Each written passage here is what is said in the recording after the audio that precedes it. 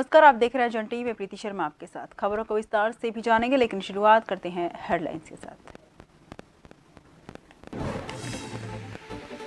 मुख्यमंत्री पुष्कर सिंह धामी ने लाभार्थी सम्मान समारोह में की शिरकत। करोड़ों की योजनाओं का किया शिलान्यास लोकार्पण। रोड शो के बाद जनता को किया संबोधित।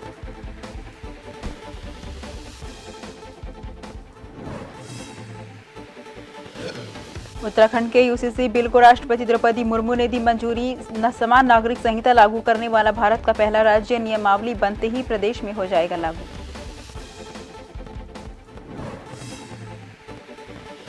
राजकीय शिक्षक संघ ने किया प्रधानाचार्य सीधी भर्ती का विरोध। रामनगर ब्लॉक मुख्यालय पर इकट्ठा होकर जलाई विज्ञप्ति की प्रति। मंत्री धन सिंह रावत पर लगाया वादा खिलाफी का आरोप।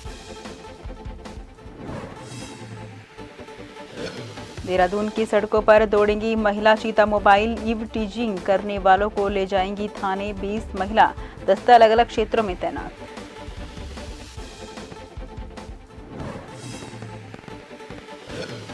लोहाघाट पुलिस और वन विभाग की बड़ी कार्रवाई। देवदार की 49 बल्लियों सहित वाहन चालक गिरफ्तार। लकड़ी तस्करों में मची खलबली।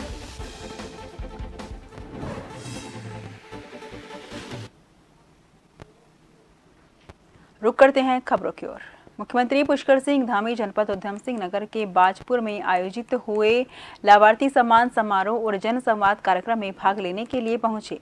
कार्यक्रम में मुख्यमंत्री पुष्कर सिंह धामी का लोगों ने फूल मालाओं के साथ जोरदार स्वागत किया। वहीं इससे पूर्व मुख्यमंत्री पुष्कर सिंह धामी ने तहसील परिसर से इंटर कॉलेज मैदान तक रोड शो निकाला, जहां भारी संख्या में लोगों में उत्साह देखने को मिला। वहीं किसानों ने मुख्यमंत्री द्वारा 20 गांव के भूमि मामले का समाधान नहीं करने पर तहसील कार्यालय के सामने मुख्यमंत्री का विरोध करने का प्रयास किया, जहां पुलिस प्रशासन ने विरोध कर रहे किसानों को विरोध करने से रोक दिया। सीएम धामी के रोड शो में सांसद प्रत्याशी अजय भट्ट, प्रदेश अध्यक्ष महेंद्र भट्ट सहित बीजेपी के कई वरिष्ठ नेता समेत हजारों की संख्या में लोग शामिल रहे।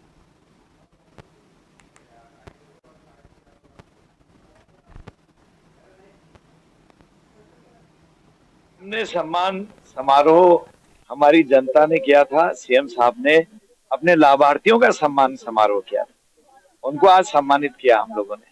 आप देख रहे हैं चेक बांटे हैं और कई सामग्री बांटी है, और उन्होंने जो मनोबल बढ़ाया है समाज का, और जो बेनिफिशरीज हैं जिनको जो लाभ दिया है प्रधानमंत्री जी की योजनाओं का, उनका भी सम्मान किया है। उन्होंने भरपूर उपयोग करके उसका लाभ उठा के अपने को इंडिजिनस बनाया है, आत्मनिर्भर बनाया है। ये हमारे लिए खुशी की बात है। पुष्कर सिंह धामी ने चमोली के पुलिस मैदान गोपेश्वर में आयोजित लाभार्थी सम्मान समारोह में प्रतिभाग किया और 229.3 करोड़ की विभिन्न विकास योजनाओं का लोकार्पण और शिलान्यास किया, जिसमें 44.13 करोड़ की योजनाओं का लोकार्पण और 185.17 करोड़ की योजनाओं का शिलान्यास शामिल है।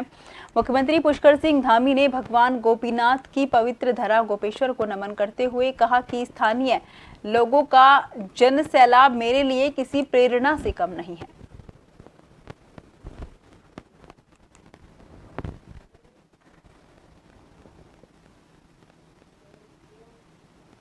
उत्तराखंड सरकार के समान नागरिक संहिता बिल को राष्ट्रपति से मंजूरी मिल गई है। 25 मई 2022 को सीएम धामी ने कमेटी गठन किया था और कमेटी ने अपनी रिपोर्ट 2 फरवरी 2024 को सीएम धामी को सौंपी। इसके बाद उत्तराखंड में यूसीसी को पारित करने के लिए विधानसभा का विशेष सत्र बुलाया गया और 6 फरवरी को मुख्यमंत्री पुष्कर सिंह धामी ने इसे विधानसभा के पटल पर रखा। 7 फरवरी को इसे विधानसभा के पटल से पारित किया गया। इसके बाद 29 फरवरी को राज्यपाल ने अपनी मंजूरी दी और राजभवन से राष्ट्रपति को यूसीसी का ड्राफ्ट भेजा गया और आज इसे राष्ट्रपति से मंजूरी मिल चुकी है। राष्ट्रपति से मंजूरी के बाद बीजेपी के वरिष्ठ नेता ज्योति प्रसाद गैरोला ने अपनी प्रतिक्रिया देते हुए कहा कि आज का दिन बड़ा ऐतिहासिक दिन है।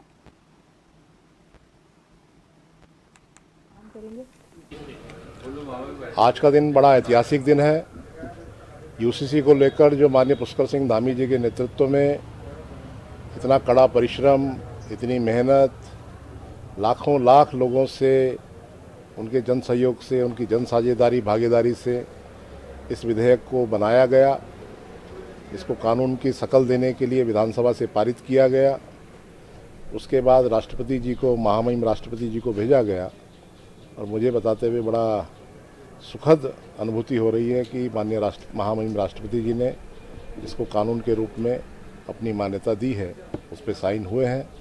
वास्तव में आज उत्तराखंड पूरे देश के अंदर आज पहले प्रदेश के रूप में स्थापित हो गया है और इसका सारा श्रेय प्रदेश के मुख्यमंत्री पुष्कर सिंह धामी जी को जाता है।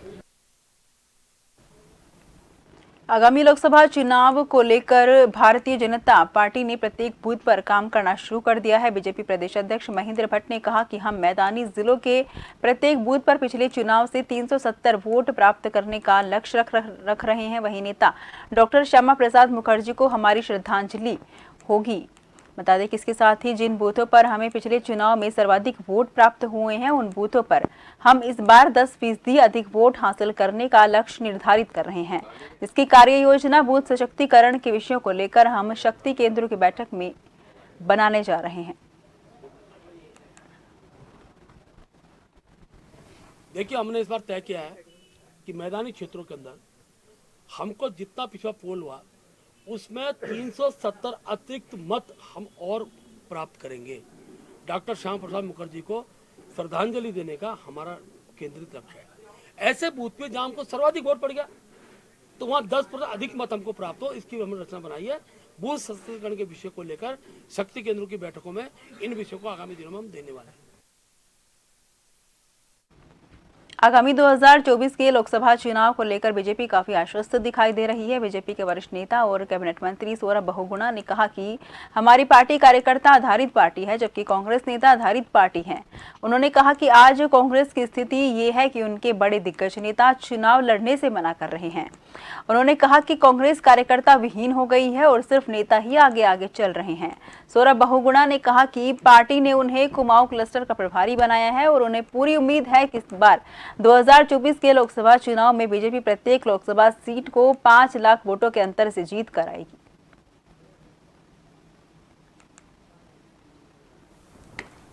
मैंने परसों भी एक प्रेस कही थी, हल्द्वानी में करी थी। जब मैं प्रोग्राम में था, मैंने वहाँ पे एक बात कही थी कि कांग्रेस और बीजेपी में सबसे बड़ा अंतर एक ही है कि कांग्रेस जो है वो नेता बेस्ड पार्टी है और हम एक कार्यकर्ता बेस्ड पार्टी है।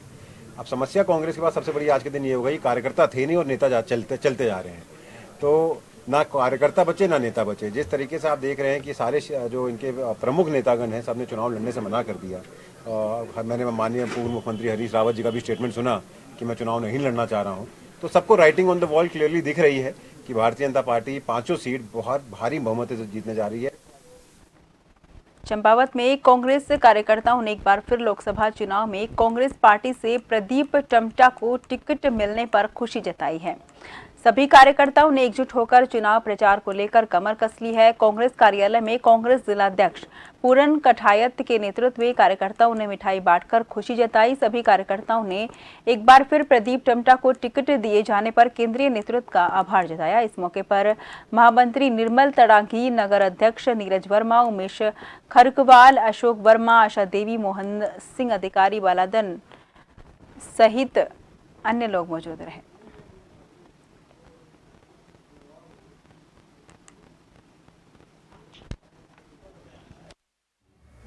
तो मैं राष्ट्रीय नेतृत्व को बहुत बहुत धन्यवाद दूंगा कि उन्होंने इस लोकसभा सीट से, अल्मोड़ा पिथौरागढ़ लोकसभा सीट से एक कर्मठ और जुझारू व्यक्ति और ईमानदार और विद्वान व्यक्ति को दोबारा यहाँ से मौका दिया है। और जिस तरह से आज भाजपा की जो डबल इंजन की सरकार है पूरी तरह से फेल है और पूरी जनता जो है एकटक कांग्रेस की ओर देख रही है और निश्चित तौर पर उत्तराखंड की 5 सीटों पर विजय हासिल करेगी। जेल समीक्षा दिवस पर जिला विधिक सेवा प्राधिकरण सचिव चंपावत शिवानी पसबोला के द्वारा लोहाघाट न्यायिक बंदीगृह का निरीक्षण किया गया। निरीक्षण के दौरान प्राधिकरण सचिव ने जेल में बंद सभी पुरुष और महिला बंदियों से उनकी समस्याओं को पूछा। इसके अलावा बंदियों ने उनके स्वास्थ्य और भोजन के बारे में जानकारी ली। साथ ही बंदियों को नशा न करने और जेल परिसर में स्वच्छता बनाए रखने की नसीहत दी।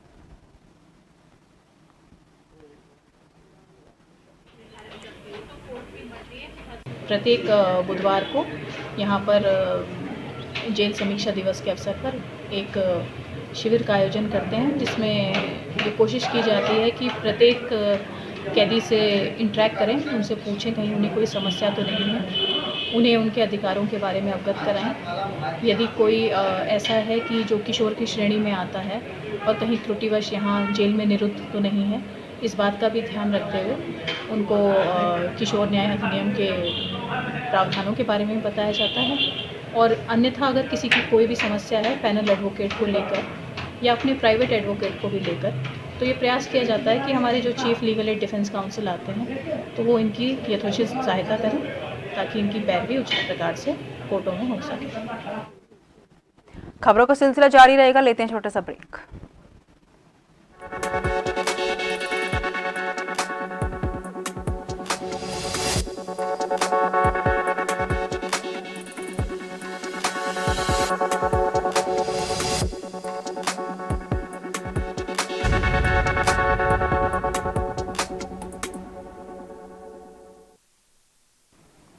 ब्रेक के बाद फिर से आपका स्वागत है। रुख करते हैं खबरों की ओर। खबर लक्सर से है, जहां कांग्रेसियों ने एसडीएम के माध्यम से मुख्यमंत्री पुष्कर सिंह धामी को भेजा ज्ञापन और लक्सर जंक्शन रेलवे स्टेशन पर वंदे भारत ट्रेन के स्टॉपेज की मांग की गई। बता दें कि वंदे भारत ट्रेन का लक्सर में स्टॉपेज न होने की वजह से गुस्साए कांग्रेसियों ने हरिद्वार के साथ स्थानीय बीजेपी के नेताओं को भी आड़े हाथों लिया। कांग्रेस प्रदेश महासचिव राजेश रस्तोगी ने कहा कि हरिद्वार और लक्सर में बीजेपी के नेता इतने निकम्मे हैं जो लक्सर में वंदे भारत ट्रेन का स्टॉपेज नहीं करवा सके। आज हमने कांग्रेस पार्टी की तरफ से लक्सर के एसडीएम श्री गोपाल सिंह चौहान जी के माध्यम से राज्य के मुख्यमंत्री श्री पुष्कर सिंह धामी जी को एक ज्ञापन पत्र भेजा है प्रदर्शन के बाद। उसमें हमने अनुरोध किया है जो देहरादून से लखनऊ के लिए वंदे भारत ट्रेन चलाई गई है उसका स्टॉपेज लक्सर में होना चाहिए। बड़े दुख का बात है कि लक्सर के भाजपा नेता और जिले के भाजपा इतने निकम्मे हो गए हैं कि वो एक स्टॉपेज भी नहीं करा सकते। शर्म आती है मुझे। आज हमने प्रदर्शन किया है, ज्ञापन दिया है, जरूरत पड़ेगी तो रेल का चक्का जाम भी करेंगे और संघर्ष करेंगे, वंदे भारत ट्रेन का स्टॉपेज कराएंगे।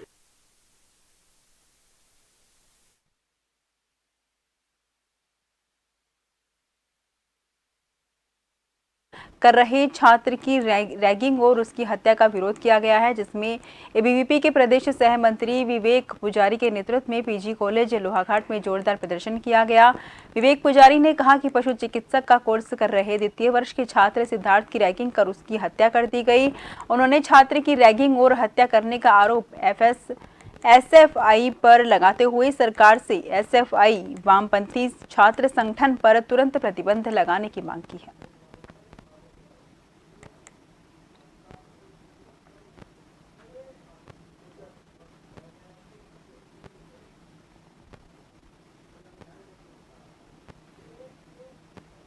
राजकीय शिक्षक संघ ब्लॉक इकाई रामनगर के द्वारा प्रांतीय कार्यकारिणी के निर्देशन पर प्रधानाचार्य सीधी भर्ती का विरोध दर्ज किया गया और ब्लॉक मुख्यालय पर शिक्षकों के द्वारा एकत्र होकर सीधी भर्ती प्रधानाचार्य की जारी विज्ञप्ति का विरोध करके विज्ञप्ति की प्रति सार्वजनिक रूप से जलाई गई। संगठन के प्रांतीय नेता पूर्व मंडलीय मंत्री नवेंदु मठपाल ने कहा कि आयोग से प्रधानाचार्यों के रिक्त पदों को भरे जाने की विज्ञप्ति का निकलना राजकीय शिक्षकों के साथ वादाखिलाफी है। पूर्व में संगठन से हुई वार्ता में वरिष्ठ अधिकारियों और विभागीय मंत्री डॉक्टर धन सिंह रावत ने इस मुद्दे पर शिक्षक हित में फैसला लिए जाने का वादा किया था।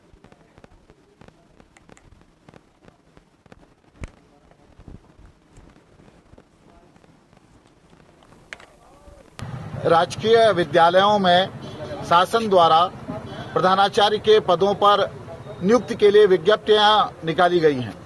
राजकीय शिक्षक संघ को ये वादा किया गया था कि सभी पदों पर पूरी तरह से पदोन्नति होगी और ये वादा खिलाफी है और हमारी मांग है, राजकीय शिक्षक संघ की ये मांग है कि प्रधानाचार्य के जितने भी पद उत्तराखंड में राजकीय विद्यालयों में खाली हैं, सभी पर सिर्फ और सिर्फ पदोन्नति से शिक्षकों को लाया जाए।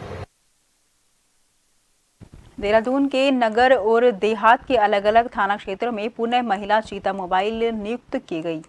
महिलाओं के संबंधित अपराधों की रोकथाम और स्कूल, कॉलेज और संस्थानों के आसपास ईव टीजिंग की घटनाओं पर प्रभावी अंकुश लगाए जाने के लिए 20 महिला चीता मोबाइल को अलग अलग थाना क्षेत्रों में नियुक्त किया गया है। चीता मोबाइल में नियुक्त महिला कर्मियों द्वारा महिला विद्यालयों, संस्थानों के आसपास लगातार भ्रमणशील रहते हुए ईव टीजिंग की घटनाओं पर प्रभावी अंकुश लगाया जाएगा। साथ ही महिलाओं के साथ घरेलू हिंसा की किसी भी सूचना पर तत्काल मौके पर पहुंचकर आवश्यक कार्रवाई सुनिश्चित की जाएगी।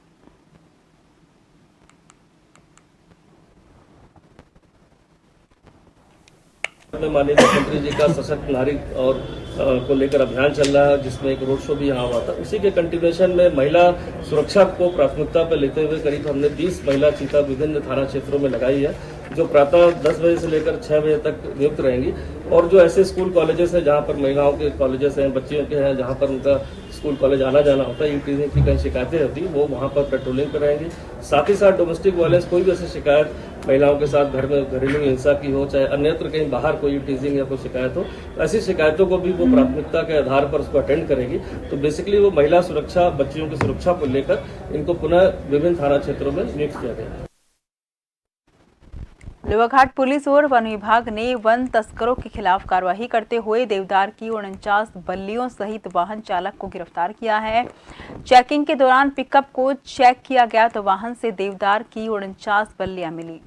इस संबंध में आवश्यक दस्तावेज तलब किए जाने पर चालक के पास कोई कागजात नहीं मिले, जिस पर थाना लोहाघाट पुलिस द्वारा बरामद देवदार की बल्लियों को आवश्यक कार्रवाई कर मय वाहन अग्रिम वैधानिक कार्रवाई हेतु वन विभाग के वन दरोगा भास्कर नैनवाल को सुपुर्द किया गया। वहीं बुधवार को लोहाघाट रेंजर दीप जोशी ने बताया कि वन विभाग द्वारा अपराधी के विरुद्ध आवश्यक कार्रवाई की जा रही है।